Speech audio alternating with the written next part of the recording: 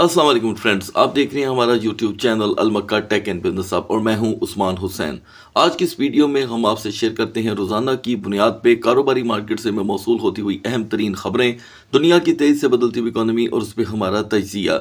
इसी के साथ आपको आगाही दी जाती है कि नेक्स्ट 12 आवर तक BTC की मुमकिन हद तक सूरत हाल क्या हो सकती है। तो दोस्तों, आज है संडे का दिन और इस संडे का आगाज़ एग्जैक्टली हमारी मिडनाइट वीडियो के अकॉर्डिंग हमें यहाँ पर देखने को मिल रहा है, क्योंकि मिडनाइट वीडियो में मैंने आपको ऑलरेडी एक अपडेट फ्राहम की थी कि अगर मार्केट एक ही लेवल पे अपना ज़्यादा वक्त गुजार दे तो वो 70% तक अपने ट्रेंड को फॉलो करते हुए डाउन साइड पे चली जाती है। तो एग्जैक्टली मैं समझता हूं कि हमें यहां पर सपोर्ट के अंदर रहते हुए एक अच्छी ट्रेड देखने को मिली है। और नेक्स्ट 12 आवर के लिए क्या पोजीशन रहेगी, क्योंकि आज संडे है और संडे की इवनिंग से मार्केट जो है वो मेन रिएक्शन अपना आपके सामने शेयर करने वाली है। इससे पहले दोस्तों CME गैप हमारे सामने आए, उससे पहले ही हमें यहाँ पर मार्केट में 12 बिलियन की सरमाए की शक्ल में कमी देखने को मिल गई है। तो क्या क्या यहाँ पर तब्दीलियाँ हो सकती हैं उस पर हम डिस्कशन करेंगे और फिर मार्केट की तरफ लौट कर आएंगे। तो दोस्तों, इसमें आपने क्या करना है, वीडियो को करना है लाइक, चैनल को करना है सब्सक्राइब। अगर आप चाहते हैं कि आने वाले दिनों में आपसे हमारी किसी भी अहम वीडियो का नोटिफिकेशन मिस ना हो तो बेल आइकन के बटन के साथ साथ ऑल के बटन को भी क्लिक कर दीजिएगा। तो दोस्तों, 12 बिलियन की कमी आपके सामने और BTC का डोमिनेंस जो है यहाँ पर 0.50 तक यहाँ पर दोस्तों गिर गया है और इसी की वजह से आल्ट कॉइन्स ने एक अच्छा खासा डिप पकड़ा है। अगर हम BTC के अपने प्राइस की बात करें तो डोमिनेंस हाई होने की वजह से स्टिल BTC 2 टाइम 1 लाख में एंट्री करने की दोस्तों यहाँ पे कोशिश कर चुका है, लेकिन मुसलसल रेजिस्टेंस बनाने में नाकाम है। तो जो बात मैंने आपको मिडनाइट में कही थी, अगर आप दोस्तों में से मिडनाइट की वीडियो को बहुत से व्यूवर्स ने अगर छोड़ दिया है तो बहुत बड़ी गलती की है। इसलिए कि वीकेंड एक ऐसी चीज़ होती है दोस्तों, दुनिया अपने ज़ाती कामों में मशगूल हो जाती है वीकेंड को, चाहे वो दुनिया के किसी भी कोने में रहती हो, और अक्सर हम ऐसी अपॉर्चुनिटीज़ वीकेंड को ही छोड़ देते हैं ये सोचकर कि ये कौन सा कारोबारी अब दिन काउंट होगा कल का। तो ये मैं तकरीबन तक हिस्टोरिकली मार्केट के अंदर 80% तक ये गलती देख चुका हूँ कि वीकेंड को लोग जो है वो मिडनाइट की वीडियो को इग्नोर कर देते हैं। याद रखिएगा दोस्तों, मेरी ये वीडियो कोई वो वीडियो नहीं होती कि आप FM ऑन करके बैठ जाएं और वो जो शख्स FM पे एक बकवास कर रहा होता है बैठकर और एक फजूल सी शायरी आपको सुना रहा होता है, वो चीज़ें आपको यहाँ पर मैं नहीं सुना रहा होता। मैं आपको यहाँ पर अपडेट फ्राहम कर रहा होता हूँ, ठीक है। तो दोस्तों, ये अपडेट आपके सामने है कि मार्केट ने लोअर मोमेंटम को पकड़ा, ठीक है। अब यहाँ पर पॉसिबिलिटीज़ जो नेक्स्ट 12 आवर की हैं वो मैं आपके साथ डिस्कस करूँगा। संडे की बिना पर यहाँ पर अभी फ़िलहाल तो मुझे कोई बड़ी न्यूज़ मार्केट में देखने को नहीं मिल रही। अलबत्ता ट्रंप टोकन को लेकर के दुनिया काफ़ी ज़्यादा फिक्र में दिखाई दे रही है। तो याद रखिएगा गाइज, मैंने अपनी ट्रंप की वीडियो में जो मैंने डेडिकेटेड वीडियो आपके लिए बनाई थी उसमें उसकी जो सपोर्ट बताई थी $18 की, वो आज यूटिलाइज हो गई है और बहुत से व्यूवर्स ने 18 पर बाइंग करके उसे 21 पे सेल भी कर दिया है, ठीक है। आप चाहें तो कमेंट सेक्शन जाके पढ़ लीजिएगा। तो अब आते हैं दोस्तों BTC इथीरियम पे। अगर मैं यहाँ पर बिटकॉइन को देखूँ तो वो कल रात से लेके अब तक अपनी टोटल तकरीबन दोस्तों $2400 की पोजीशन लूज कर चुका है और अभी भी इसके लिए 1 लाख को अचीव करना कोई इतना मुश्किल काम नहीं है। अभी सिचुएशन 50-50 है। अब आते हैं इथीरियम पे। तो दोस्तों, इथीरियम ने इस सेशन के अंदर कुल मिलाकर के $80 की मजीद और अपने प्राइस में कमी कर दी है। अगर हम 3230 पे थे तो आप अंदाज़ा करें कि स्टेप बाय स्टेप ये कमी रिकवर भी होती रही है और अपर साइड पे भी, लिहाजा हम इन दोनों को लास्ट में डिस्कस करेंगे। Now XRP। तो गाइस, स्पोर्ट ट्रेडिंग को लेकर हमारे पास XRP की $3 की एक सपोर्ट है। मैं आपको हमेशा की तरह आज फिर रिमेन करवाता चलूं कि हमने जो $3 पे इसे बाय किया था, मैंने इसका खुलासा यहीं पे कर दिया था कि ये हम इसे लॉन्ग टर्म के लिए बाय करेंगे और हमारा पहला स्टेप होगा $3 का। सेकंड की अभी यहाँ पर कोई गुंजाइश नहीं है। सेकंड अगर बनती भी है दोस्तों तो वो 2.60 की होगी। मैं आपको यहाँ पर एडवांस में बता देता हूँ। नाउ सोलाना की गाइस हमारी सपोर्ट थी 218 to 229। आज यहाँ पर दोस्तों सोलाना ने अपना पिछला जो लो था वो भी ब्रेक कर दिया है 215 का, ठीक है जी। तो 215 के बाद आज की हमने डिप देखी है 206 की। 206 के बाद यहाँ पर अब सोलाना रिकवर कर रहा है दोस्तों, और ये ओपन इंटरेस्ट की जितनी भी ट्रेडें थी उनको स्पॉइल करने के लिए था। मैं आपको बता दूं कि रुझान हमेशा लॉन्ग ट्रेड का ज़्यादा रहता है, तो उसके अकॉर्डिंग ये सारी चीज़ें हम फेस कर रहे हैं। लिहाजा हमारी सोलाना में दोस्तों 218 की जो सपोर्ट ब्रेक हुई है वो बाइंग ऑब्वियसली हमारे पास यहाँ पर मौजूद होगी, और अभी हम यहाँ पर सोलाना की इस होल्ड जो बाइंग है इसको करेंगे होल्ड।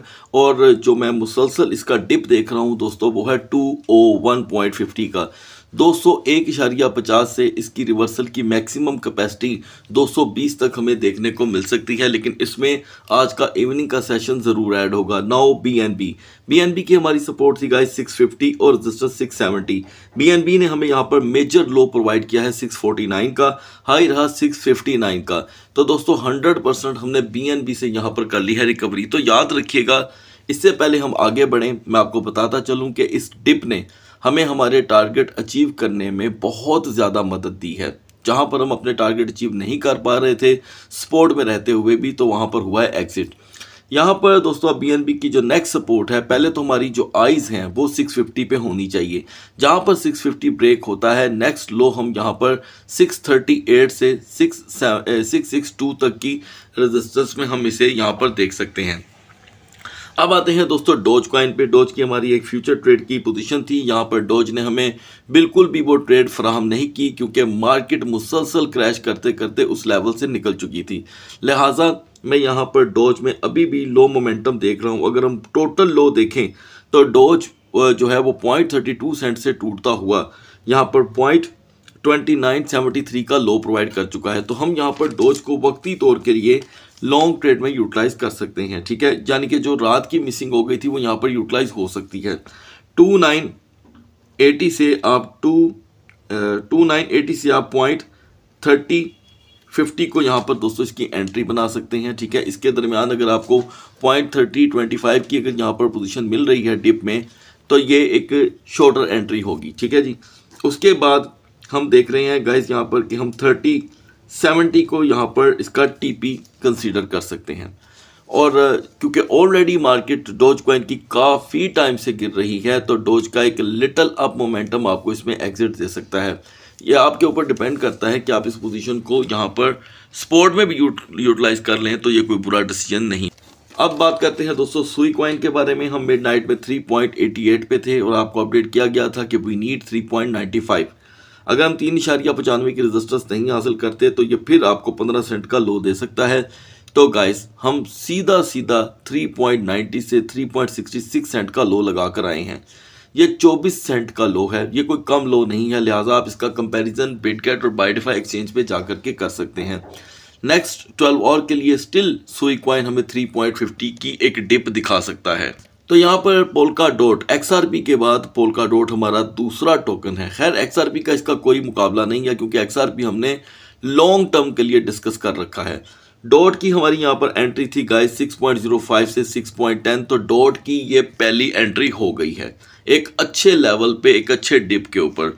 दूसरी बाइंग यहाँ पर हुई है बीजीपी की हमारी सपोर्ट थी 6.75। और अब आप यहाँ से अंदाज़ा लगाएं कि क्या सुपर्ब ये एंट्रीज हैं, कि इस एंट्री से पता चलता है कि हमने कहाँ पर जो कि है अपनी डिस्कशन कर रखी थी कि इतना अच्छा खासा तोड़ फोड़ का लेवल देखकर हम अब जाकर एंट्री करते हैं। कहाँ पर, ये देखें डॉट में कोई खासा लॉस नहीं है, बीजीपी में कोई खासा लॉस नहीं है। तो स्पोर्ट ट्रेडर यहाँ पर कर रहे हैं एंजॉय कि उनको एक अच्छे लेवल पे मिली है बाइंग। नाउ यूनिस्वैप पे दोस्तों हमें 11.10 से 11.20 की जो कि है सपोर्ट चाहिए थी, ये यूटिलाइज हुई है। और Uniswap is the third token जिसे हम होल्ड कर रहे हैं, ठीक है। तो इस मार्केट के अंदर यूनिस्वैप का जो एक मेजर डिप आपको देखने को मिल सकता है वो 10.30 भी हो सकता है, क्योंकि रिसेंटली ये इसी को फॉलो कर रहा है। पेपे में फिफ्थ वन इज द पेपे दोस्तों 401250 पेपे की हमारी एंट्री जोन थी। पेपे ने भी यहाँ पर एंट्री दी है। तो मैंने आपको स्टार्ट में कह दिया था कि हमें एक अच्छा लेवल मिल गया है ट्रेड जनरेट करने का। दूसरी जानिब दोस्तों एप्टस में हमारी जो एंट्री जोन थी वो भी यहाँ पर डिप में चली गई। अगर आपने एप्टस को यहाँ पर होल्ड किया हुआ है तो कोई प्रॉब्लम नहीं है, क्योंकि हमारी एप्टस में जो फ्यूचर की पोजीशन थी वो थी 7.05 से 7.20। अब 7.05 में अगर आपने एप्टस को यहाँ पर यूटिलाइज कर लिया है तो हम इसे कर लेंगे थोड़ा मॉडर्न, क्योंकि हमारा स्टॉप लॉस तो बहुत ही दूर है, ठीक है। स्टॉप लॉस की अगर हम बात करें तो वो था गाइस 6.65, और एप्टस ने हमें जो लो प्रोवाइड किया है वो है 6.85 का। इसका मतलब यह है कि हम स्टॉप लॉस से बहुत ज़्यादा दूर हैं। तो हम क्या करेंगे, 7.15 से 7.25 के दरमियान हम एप्टस में अपना एग्जिट अलर्ट रखेंगे। टाओ यहाँ पर मजीद टूटा है दोस्तों, हमें 404 की डिप देने के बाद, लेकिन स्ट्रोंगर वे में यहाँ पर स्ट्रगल कर रहा है। रेंडर में दोस्तों ये render is the 7th one जहाँ पर हमने एंट्री ली है, और वो हमारी रेंडर की जो पोजीशन थी गाइस वो थी 5.35 से 5.45। तो गाइस अब आप मुझे ये बताएं कि कहाँ 5.35 और कहाँ पे 5.29। तो हम यहाँ पर किसी के अंदर भी कोई सेंट्स से ज़्यादा लॉस में नहीं है। तो बी रेडी। अब यहाँ पर होगा क्या, देखें, एक गलती यहाँ पर सभी व्यूअर करते हैं, सभी, वो ये कि जब हम अपने पोर्टफोलियो में से कुछ एक टोकन को प्रॉफिट में देख रहे होते हैं तो हम उसे सेल नहीं करते। हम क्या करते हैं, हम कहते हैं यार हम इसको और मज़ीद पंप होने का वेट करेंगे। क्योंकि हमारे जो और टोकन लॉस के अंदर हैं उसका रिकवरी लेवल भी अब हमने इसी से पूरा करना है। ये आपकी बेवकूफ़ी है। आपको जहां पर ये 7 टोकन आज ट्रेड देते जाएं, आप निकलते जाएं, क्योंकि ये सारे के सारे टोकन फौरी रिकवरी के एज पे खड़े हैं। तो ये एक खासी चीज़ होती है जो मार्केट के अकॉर्डिंग चलती है। जो शख्स भी ये सोचेगा कि इसी टोकन से अब मैंने बाकी पोर्टफोलियो को भी हाई लेके जाना है, तो ये गलतफहमी होती है। हर टोकन की एक अपनी पोजीशन होती है, एक अपना इवेंट होता है, वो उसके मुताबिक पंप करता है। तो जहां जहां आपका पोर्टफोलियो उस किसी भी टोकन के अंदर पंप देता रहे, आप उसमें से निकलते रहें। खैर ऐसे मौके पे दोस्तों बाय डिप को पहली जो कि है तरजीह दी जाती है। और अगर हम यहाँ पर ईना की बात करें दोस्तों, तो हमारी ईना की शॉर्ट ट्रेड भी 100% कामयाब हुई है। हमने 0.7450 पे इसमें एंट्री लेनी थी और एग्जिट था 0.7325 का। तो दोस्तों ईना भी यहाँ पर मुसलसल टूट रहा है। अगर हम डिप की बात करें तो ईना ने हमें 0.6524 तक का डिप दे दिया है। तो यहाँ पर ईना की सपोर्ट है दोस्तों 0.6650 और रेजिस्टेंस 0.6880। ये एक स्ट्रॉन्ग लेवल्स हैं इन टोकन को लेकर के। और जो मैंने फरवरी के गाइस आपके साथ टोकन शेयर किए थे, सारे के सारे फरवरी कॉइन में से 4 की आज पोजीशन एग्जीक्यूट हो गई है। आपने कमेंट सेक्शन में ज़रूर लिखना है इन टोकन्स के बारे में, ठीक है। अब बढ़ते हैं बीटीसी और इथेरियम के कैंडल चार्ट की तरफ। So guys now we are on the chart of BTC. Midnight में दोस्तों हम 1,01,940 पे थे और आपको बताया गया था कि अगर हम इसी लेवल से अपने दिन का आगाज़ करते हैं और इसमें कोई चेंजिंग नहीं आती तो हम 1,05,000 का लो देखेंगे, 1,05,000 का। तो दोस्तों इसने 1,05,000 का तो नहीं, उससे बड़ा लो यहाँ पर दिखाया है। तकरीबन हमने यहाँ पर 99,100-200 का लो देख लिया है। डिफरेंट एक्सचेंजेस पे ये डिफरेंट लो है।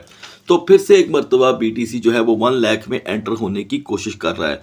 खैर हमारा जो डिप लेवल था वो कामयाब रहा। आपने कमेंट सेक्शन में ज़रूर लिखना है, ठीक है जी, कि आपने बीटीसी को यहाँ पर फॉलो किया कि नहीं, क्योंकि बीटीसी की सेफ जोन थी 1,03,500।